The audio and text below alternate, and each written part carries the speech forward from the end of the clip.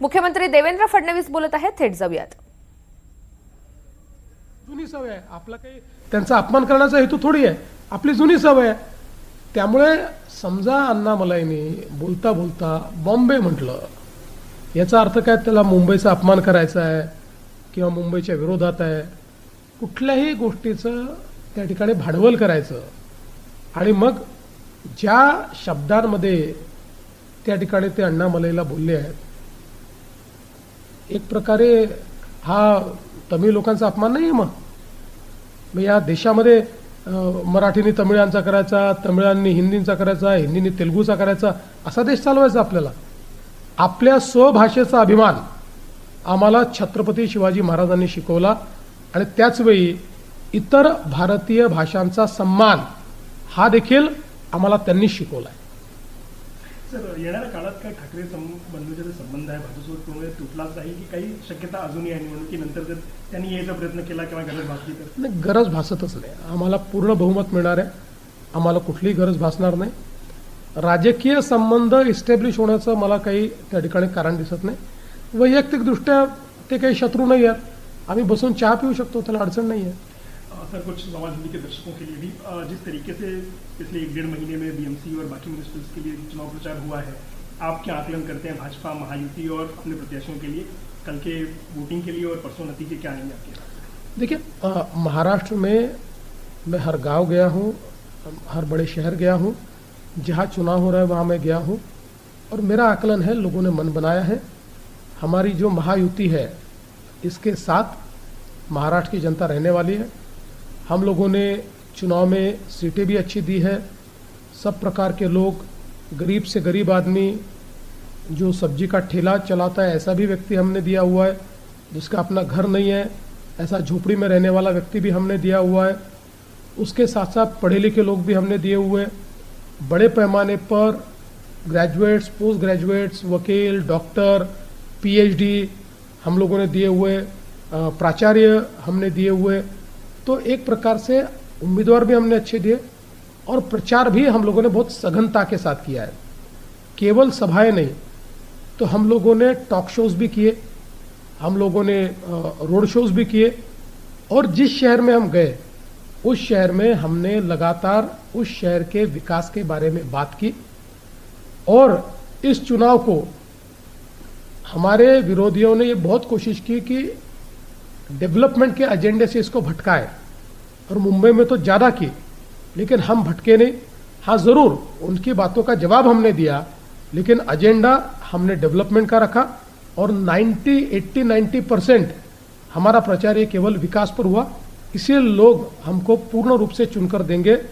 मेरा अपना आकलन है, 29 महानगर पालिकाओं में 26 से 27 महानगर पालिकाओं में भारतीय जनता पार्टी, शिवसेना या राष्ट्रवादी कांग्रेस, जो हम अलायंस पार्टनर्स है, इनमें से किसी का महापौर होगा.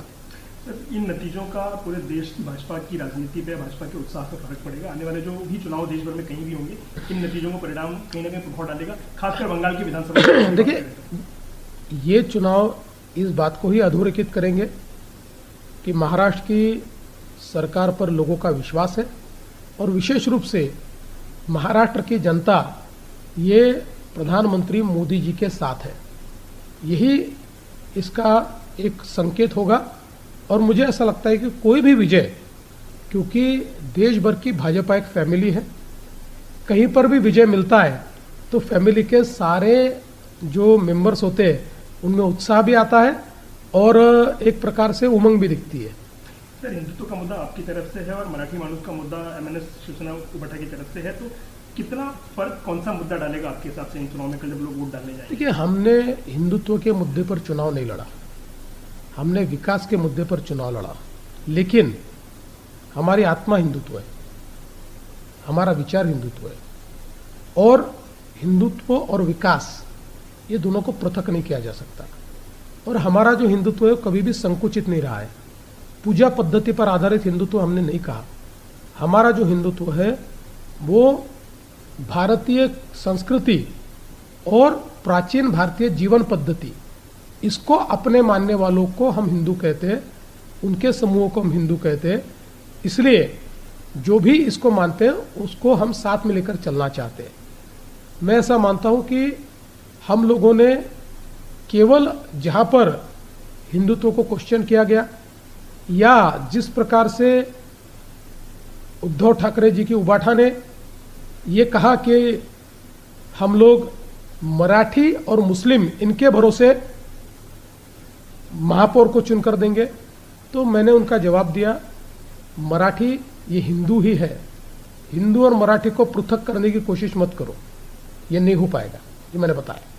सर एक आखिरी सवाल, आपकी जो महायुति है फिलहाल जो राज्य सरकार में सत्ता में है, ये कई जगहों पे अलग अलग चुनाव लड़ रहे हैं और कई जगह तो कटुता काफी ज्यादा बढ़ गई चुनाव में जिसके खिलाफ लड़ने के नाते, तो क्या उनका फर्क कल के जो नतीजे आने हैं या चुनाव होने हैं, कहीं वोटर ट्रांसफर में कंफ्यूजन मुंबई, थाने और बाकी जगहों पर हो सकता है जहाँ आप साथ में लड़ रहे हैं?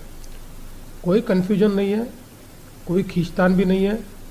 हमने पहले तय किया था कि कुछ शहर ऐसे हैं जहां हम ही बहुत डोमिनेटेड पार्टी है, चाहे हम हो और सेकंड नंबर की पार्टी ये हमारे साथी है, इसलिए वहाँ पर हम अलायंस करके दूसरे पार्टी को स्पेस नहीं देना चाहते थे, इसलिए वहाँ फ्रेंडली फाइट करने का हमने निर्णय किया। महाराष्ट्र में केवल पूना में ऐसा हुआ है, पूना और पिंपरी चिंचवड़ में, कि जहाँ पर जो हमने पहले तय किया था कि फ्रेंडली फाइट में एक दूसरे के खिलाफ नहीं बोलेंगे, छीटाकशी नहीं करेंगे, लेकिन शायद चुनाव के प्रेशर में अजीत दादा ने पूना और पिंपरी चिंचवड़ में हमारे ऊपर छीटाकशी की, हमारे ऊपर उन्होंने कई बातें कही, लेकिन उसका जवाब हमने विकास से दिया, हमने उसको जवाब नहीं दिया। हमने उनके ऊपर कोई आरोप भी नहीं लगाया, हमने कोई गलत बात भी नहीं की, हमने विकास से उसका जवाब दिया और आप देखिए विकास ही जीतेगा। Thank you, thank you.